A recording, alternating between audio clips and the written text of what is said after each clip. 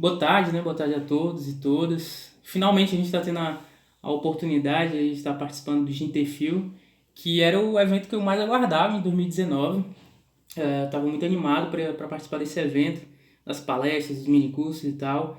E as expectativas estão sendo satisfeitas agora em 2021. Realmente as palestras, os minicursos e até a comunicação dos pesquisadores e pesquisadoras estão sendo muito produtivo, né? Muito legal.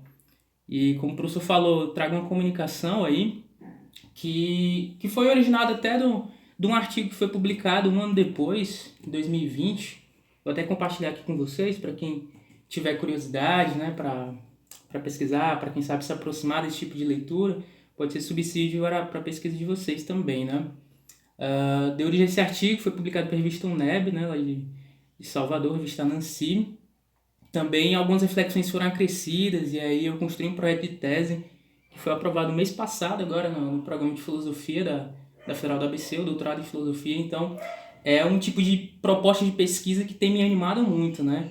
Que é aproximar as ideias do filósofo argentino Henrique Dussel para uma crítica ao direito moderno. Eu estou concluindo agora o curso de Direito, né? Eu falo aqui de Sobral, no Ceará. Concluí o curso de Direito, na verdade, estou concluindo a filosofia na UVA, né, o bacharelado, na Universidade Estadual Vale do Caraú, que é uma das estaduais que nós temos aqui no Ceará.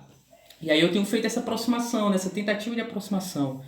Desde o momento em que eu descobri os chamados estudos coloniais, eu consegui situar as ideias do Henrique Dusso dentro de uma posição muito relevante de contribuição. E aí, para fazer críticas ao direito moderno, foi uma consequência bem fluida, bem natural. Acho que é bem isso que se dá a justificativa, né, a origem da pesquisa. Claro que com essa pesquisa eu tenho três objetivos, confesso que são muito ousados e ainda um pouco abrangentes. E o primeiro seria rastrear os pilares epistemológicos do direito da ciência, do direito, né, ciência jurídica, que são evidentemente dois, que é o positivismo e o liberalismo, que são pilares oitocentistas aí, já tem seus 200 anos. O segundo é expressar, ou melhor, tentar encontrar injunções colonizantes desses mesmos pilares epistemológicos, do positivismo e liberalismo, né, de que forma o positivismo, o direito, o liberalismo, na ciência do direito, expressam essas hierarquias, essas dominações que são típicas dos processos coloniais que nós passamos, né? A nossa parte aqui do globo passou, né? E um último objetivo é propor uma crítica, né, transmoderna ao direito, né? Eu trago essa categoria do Dussel, que é central para entender as ideias da filosofia da libertação e criticar esse subproduto dos mais importantes da modernidade, que é o direito. E eu penso que o primeiro passo de discussão é compreender de que forma esses assentamentos coloniais, digamos assim, se expressam no direito, né? Seja na sua epistemologia, seja no seu viés político ou no viés mais em termos de ciência, né? E tem duas categorias que são fundamentais para isso, que é exatamente a de direito e a de Estado, né? São categorias centrais.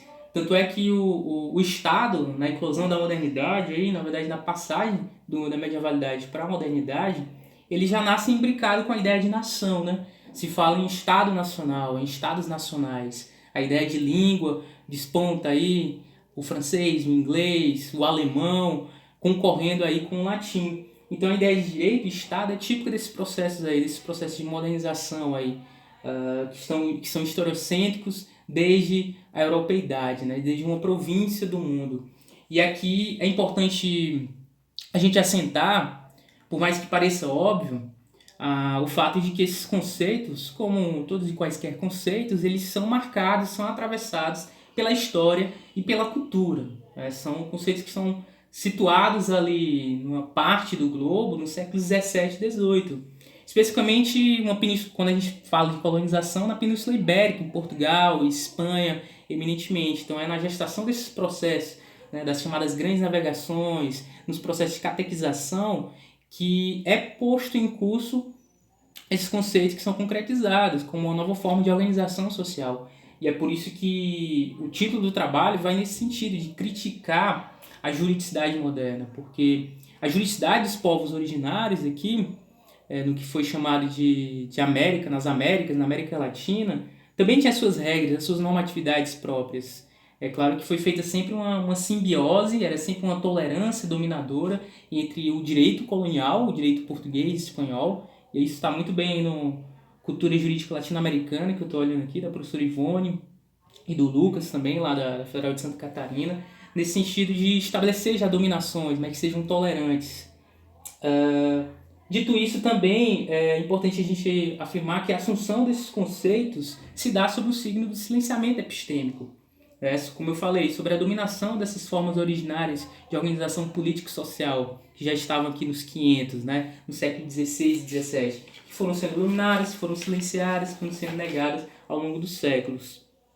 E para compreender isso, a efetivação desses processos coloniais no direito, nós temos que compreender os desdobramentos da ideia de liberalismo, que é uma vertente política no direito, e a ideia do positivismo, que é uma vertente mais epistêmica, tem no direito. No liberalismo a gente tem muito assente aí os conceitos de sujeito de direito e propriedade privada. Ora, sujeito de direito é uma consequência da ideia de sujeito, de subjetividade, de indivíduo, que é uma criação tipicamente moderna. E propriedade privada, aí pensando com os russos aí, né, os juristas russos da Revolução, Pashkanes, Stuttgart, é entendido como esse núcleo fundamental que deve ser protegido, desse sujeito de direito que entra em assunção na modernidade. Né? E isso são pilares do liberalismo político. Já o positivismo vai ter uma reverberação importante no direito, que é a de uma ideia de um monismo jurídico, de que a fonte do direito é uma só, é a lei, é a Constituição, são os diplomas jurídicos. Talvez outra seja a pretensão de estabelecer uma neutralidade científica na ciência do direito.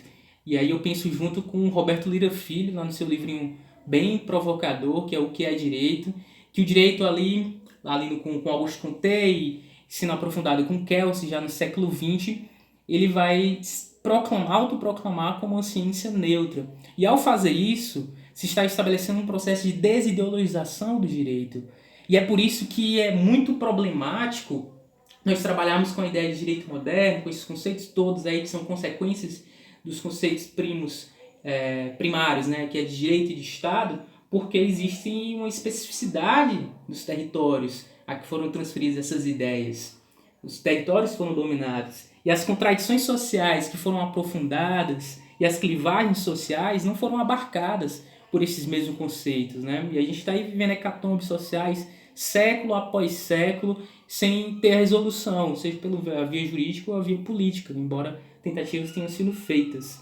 Faltam 3 minutos.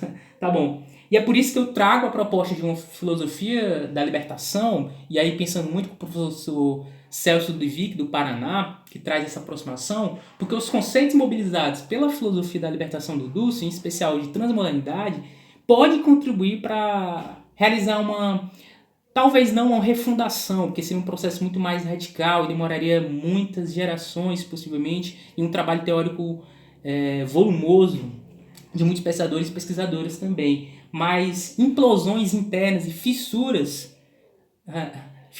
obrigado, Antonieta, fissuras dentro da ciência do direito, para que essas hierarquias, essa coisa da neutralidade da ciência, da profissionalidade jurídica adstrita, profissional, cliente, sejam substituídas por uns processos muito mais dialógicos, emancipatórios, desde um ponto de vista da libertação. Porque a ideia da transmodernidade no direito, eu tenho chamado, é de um movimento que é desde antes e até o depois.